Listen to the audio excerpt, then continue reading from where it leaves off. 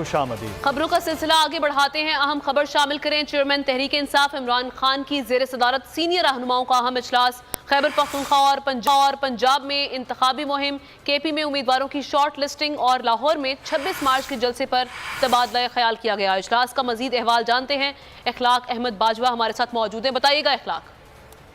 जी बिल्कुल, इंसाफ के चेयरमैन इमरान खान की ज़ेर सदारत सीनियर रहनुमाओं का अहम मुशावरती इजलास जारी है और इजलास में कौमी असम्बली के साबिक़ स्पीकर असद कैसर, परवेज खट्टर, शीरी मुजारी समेत दीगर रहनुमा शरीक हैं, जबकि साबिक़ वज़ीर-ए-आला पंजाब और पाकिस्तान तहरीक इंसाफ के सदर चौधरी परवेज लाई भी इस इजलास में शरीक है। इजलास में पाकिस्तान तहरीक इंसाफ की खैबर पख्तूनख्वा और पंजाब में इंतखाबी मुहिम के हवाले से मुशावरत का सिलसिला जारी है और इजलास में केपी के पेश उम्मीदवारों की शॉर्ट लिस्टिंग का पर भी गौर हो रहा है और पाकिस्तान तहरीक इंसाफ का लाहौर में 26 मार्च को जलसे के जो मुख्तलिफ उमूर पर तबादला ख्याल किया गया। शुक्रिया आपका।